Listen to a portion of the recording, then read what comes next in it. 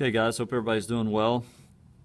Today I wanted to show you real quickly how to find the centroid for a complex figure. So let me walk you through what I've already done. This is the same problem you'll be walking through, so you just kind of want to fill out as I go along.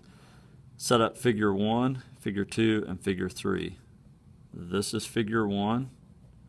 Figure 2 is right here, that's the semicircle, and then figure 3 is this rectangle at the bottom.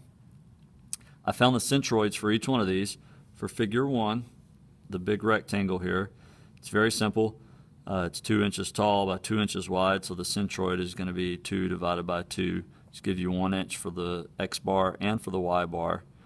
And then figure 2 is a semicircle, so we know that the X bar is just the radius, which is 0.625. And then I use the formula 4 over 3 pi is equal to 0.265 inches. That's going to be, if you were to come down here, and it would be somewhere 0.265, somewhere like in here, then the other one would be there. And then figure 3, subtract 1.375 or 0.65 from 1.375, and that gives you 0.75. So your width of this figure is 0.75 inches. And then we know our height is given right here, which is 0.5. So the centroids for these are going to be, I forgot to write that one in, 0.375 inches and then 0.25 for the Y bar. Make sure you're showing your units along here, and then next you find the area of these figures. Well, this is 2 inches by 2 inches for figure 1. So that's 4 inches squared. For the semicircle here, it is a semicircle, so it's power squared divided by 2, and that should be minus 0.61 inches squared. And then for this figure, it's 0.75 by 0.5, which is going to be 0.375. Oops. Inches squared. Let me clean that up so there's no confusion later. And these are negative areas, so it's really important that you remember these are going to be subtracted out. Make sure I can still see everything through the camera here. Okay, so now what we do is we go to the bottom to this chart, and this is where things look confusing, but it's really not too bad. So we need to find the y sub I, and the y sub I is the centroid from the common origin. Oops, I may have gone off the page there. Nope, you can still see it.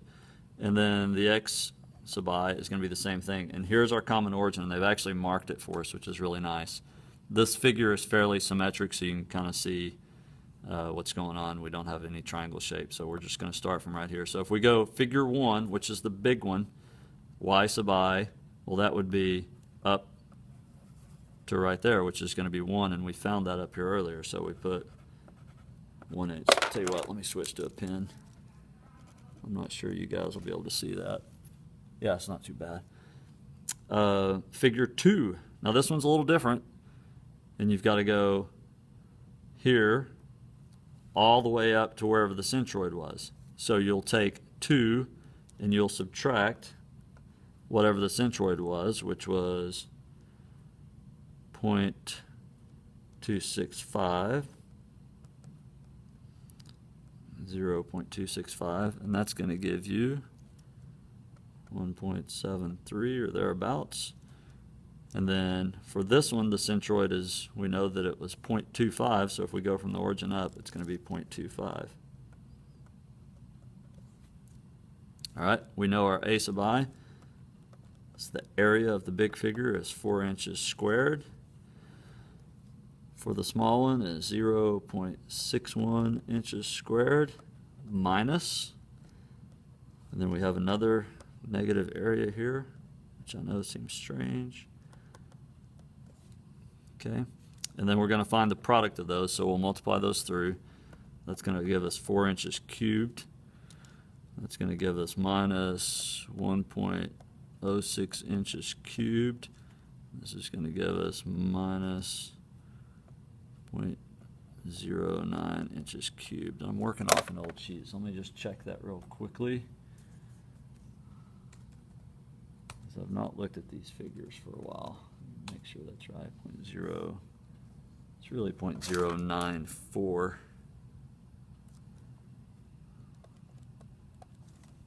All right. So all that looks good. And so this spot right here and here, we need to add these up. So this is going to give us 3.02 here. So if you take these figures and subtract them from 4, you're going to get 3.0, just 2 squared. And then if you do it over here, you're going to get 2.85 inches cubed. All right, so we need to do the same thing at the bottom. This is tough. X bar to the center of figure 1, 1 inch. X bar to the center of figure 2, 1 inch. That one's even written up top for us. X bar to the center of this figure, 1 inch. Well, that's easy. We know our areas, those haven't changed from top to bottom.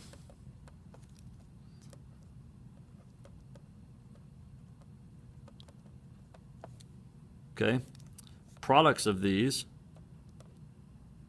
the only one that's going to change should be the second one, and that's going to be 0.61 inches cubed, and this one should be the exact same thing. Nope, this one also 0.375 inches, and that's because this is different from the top one. All right, the difference between those, 3.02 inches cubed, 3.02 inches cubed.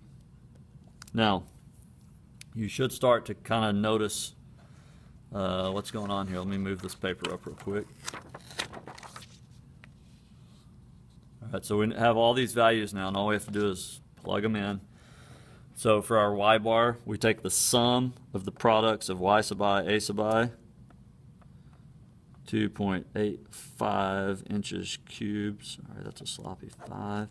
And then the area here, sum of the areas is 3.02 inches squared, which is going to give us about 0.94 inches.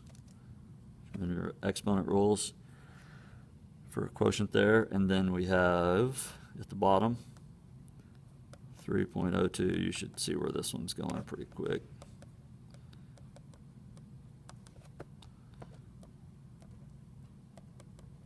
All right, so our centroid is from here. And move it back down. It was 1 over, so we know it's got to be right in the center, and then it's 0.94, so it's nearly at 1 over. You guesstimate it's going to be a little bit below center, and that's because we've lost a bigger amount of area from the top than we did from the bottom here.